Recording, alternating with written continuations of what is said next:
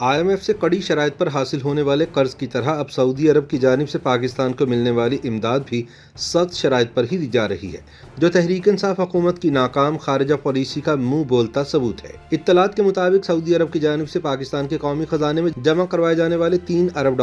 صرف ذخائر کو سہارا دیں گے، جبکہ پاکستان انہیں استعمال نہیں کر پائے گا، یعنی ان ذخائر کی صرف علامتی حیثیت ہے۔ سونے پر سہاگا یہ کہ اس جمع شدہ رقم جسے پاکستان خرچ کرنے کا مجاز بھی نہیں، اس پر ایک سال میں $120 ملین کا سالانہ سود بھی ادا کرنا ہوگا۔ علاوہ ازیں دونوں ممالک کے تعلقات میں کسی تنازع کی صورت میں سعودی قوانین کے تحت ڈپازٹ شدہ رقم کی واپسی کا فیصلہ ہوگا، یعنی جب تک پاکستان کے پاس سعودی عرب کے $3 ارب محفوظ ہیں تب تک پاکستان کو سعودیہ کے ساتھ بنا کر رکھنا ہوگی، ورنہ ماضی کی طرح ایک بار پھر اچانک رقم کی فوری واپسی کا مطالبہ کیا جا سکتا ہے۔ واضح رہے کہ حال ہی میں پاکستان کے مرکزی بینک اور سعودی فنڈ برائے ترقی نے ایک معاہدے پر دستخط کیے ہیں۔ اس ڈپازٹ ایگریمنٹ کے تحت پاکستان کے مرکزی بینک کو آئندہ چند روز میں $3 ارب منتقل ہوں گے۔ اسٹیٹ بینک آف پاکستان کی جانب سے جاری کردہ بیان کے مطابق اس رقم سے مرکزی بینک کو زر مبادلہ کے ذخائر بڑھانے اور کورونا وبا کے منفی اثرات کو زائل کرنے میں مدد ملے گی۔ سعودی عرب سے اس معاشی پیکیج کے تحت پاکستان کو نہ صرف $3 ارب مل رہے ہیں بلکہ $1.2 ارب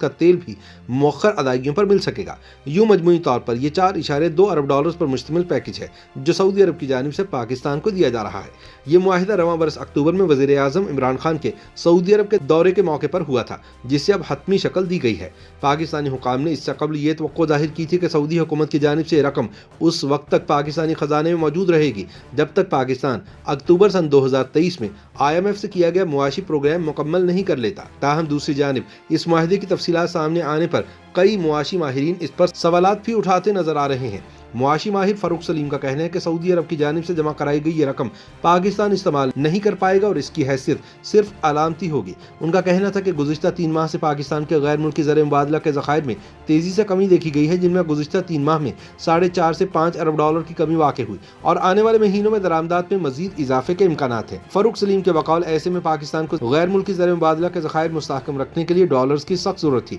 لہٰذا $3 ارب کی منتقلی سے پاکستان کے زر مبادلہ کے ذخائر $25 ارب کے قریب پہنچ جائیں گے۔ اس رقم کی واپسی میں کسی تنازع کی صورت میں سعودی قوانین کے اطلاق سے متعلق ایک سوال کے جواب میں فاروق سلیم کہتے ہیں کہ قرض دینے والا اپنی شرائط کے ساتھ ہی قرض دیتا ہے، اسی لیے معاہدے میں شرط شامل کی گئی ہے کہ تنازع کی صورت میں سعودی قوانین کے تحت ہی فیصلہ ہوگا۔ فاروق سلیم کہتے ہیں کہ قرض کی سہولت کڑی شرائط کے تحت پاکستان کو مل رہی ہے، لیکن اس سے قبل بجلی کے حصول کے لیے کیے گئے نجی بجلی گھروں یعنی IPP سے معاہدے بھی اسی نوعیت کے ہیں، جن میں ورلڈ بینک کے سیٹلمنٹ ڈسپیوٹ میکانزم کے تحت یا برطانیہ کی عدالتوں کا قانون لاگو ہوتا ہے۔ ان کے خیال میں یہ ایک پیغام بھی ہے کہ دنیا ہماری عدالتوں پر اعتماد نہیں کرتی، کیونکہ یہاں تنازعات کو حل کرنے کا طریقہ کار بہتر نہیں۔ فاروق سلیم نے بتایا کہ قومی خزانے میں اس جمع شدہ رقم جسے پاکستان خرچ کرنے کا مجاز نہیں، اس پر ایک سال میں $120 ملین کا سالانہ سود بھی ادا کرنا ہوگا۔ ان کے خیال میں غیر ملکی زر مبادلہ کے ذخائر مستحکم رکھنے کے لیے یہ ایک بہتر اقدام ہے۔ انہوں نے مزید بتایا کہ معاشی پیکیج کے تحت پاکستان کو $1.2 ارب کی مؤخر ادائیگیوں پر تیل بھی میسر ہو سکے گا، جو ماہانہ $100 ملین بنتا ہے۔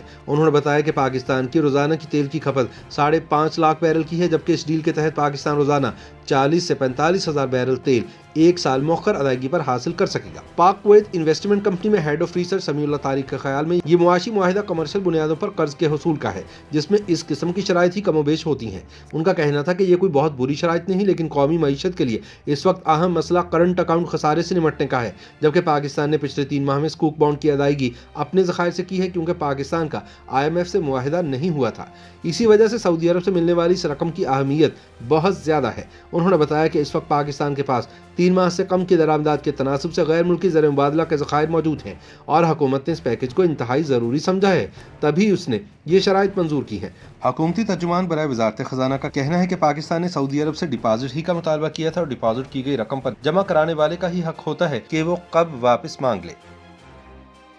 YouTube پر گوگلی نیوز دیکھنے کے لیے youtube.com کی سرچ بار میں گوگلی نیوز TV ٹائپ کریں۔ گوگلی نیوز کے پیج پر سرخ رنگ کے سبسکرپشن والے بٹن پر کلک کرنا نہ بھولیے۔ YouTube پیج پر اپلوڈ ہونے والی ویڈیوز سے باخبر رہنے کے لیے بیل آئیکن پر کلک کیجیے۔ آپ کو ہر نئی ویڈیو کے بارے میں نوٹیفیکیشن موصول ہو جائے گا۔